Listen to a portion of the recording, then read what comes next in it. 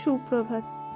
আমি সুপ্রিয়া এস ক্রিয়েশনে আপনাদের সবাইকে স্বাগত। আশা করি আপনারা সকলেই খুব ভালো আছেন, আমিও ভালো আছি। আজকের ভিডিওটি আমার কাছে খুবই স্পেশাল। আজকে কুটুসের বার্থডে, আর এই কুটুসকে আমি কিভাবে পেয়েছি, কোথায় পেয়েছি, সেটাই আজ আমি শেয়ার করতে চলেছি। 1 বছর আগে আজকের দিনে হঠাৎই কুটুসকে আমি এনেছিলাম। চলতি রাস্তার মাঝে ফুল গাছের খোঁজে এসেই রাস্তার ধারে দেখতে পেয়েছিলাম খাঁচাবন্দি খরগোশ। বড় বাচ্চা সবাই মিলে প্রায় 25 থেকে 30 জন এক কথায়। ওদের শুভ্রতার সৌন্দর্য দেখে আমি মুখ ফিরিয়ে হাঁটতে পারিনি। দোকানের সামনে গিয়ে বেশ খানিকক্ষণ ওদের দেখি এবং দোকানদারকে বলে বেশ কয়েকটি বাচ্চাকে আমি হাতেও নিই। কিন্তু তখনও আমার মধ্যে কোনো পরিকল্পনা ছিল না ওদের একজনকে নিয়ে আসার। বড় খরগোশগুলি বেশ ভালো, কিন্তু বড্ড অপরিষ্কারে রাখা। যেমন ওদের সৌন্দর্যে বাধা দিচ্ছে ভেজা ভাব আর লালচে লোম, তেমনি একটা উদ্ভট গন্ধ যেন আরও বেশি অস্বস্তিকর।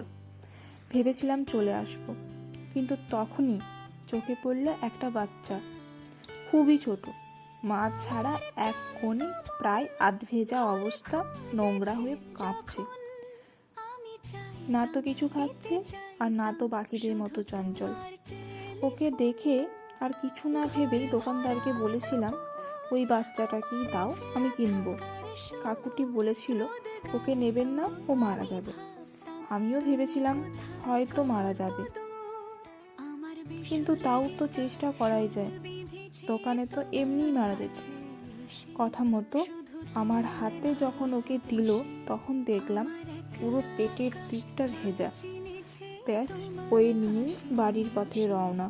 বাড়িতেও তখনও কেউ জানতো না। যখন প্রথম এনে নামালাম, সবাই বলেছিল এ মনে হয় বাঁচবে না। তারপর থেকে ও আস্তে আস্তে নাম পেল, আর সেই নামটাই আজ আমাদের বাড়ির সবার মুখে। বাড়ির ছেলের থেকে কম কিছু নয় কুটুস। ওকে কখনো খাঁচায় রাখিনি। আজ সেই পুচকে কুটুসই 1 বছর পের করে দিল আমার সাথে, আমাদের সাথে। কুটুস ছাড়া একদিন থাকা যে আমার জন্য কতটা ফাঁকা ফাঁকা, সে আমিই জানি। কারণ কুটুস আর আমি একই রুমের বাসিন্দা। কেউ কাউকে ছেড়ে তেমনভাবে থাকিনি। আর আমি মনে করি প্রতিটি প্রাণী অনুভূতিশীল, আবেগপ্রবণ আর ভালোবাসায় বিশ্বাসী। আমার মতো হাজারো মানুষ আছে যারা পশু পাখি ভীষণ পছন্দ করে, কিন্তু দুর্ভাগ্যবশত আমি এমনও অনেক মানুষ দেখেছি যারা তাদের পোষ্যটিকে বাড়ির এক কোণে অবহেলায় একাকী ফেলে রাখেন। আবার সৌভাগ্যক্রমে এমনও মানুষ দেখার সৌভাগ্য আমার হয়েছে যারা তাদের পোষ্যটিকে বাড়ির একজন ভেবে নেন।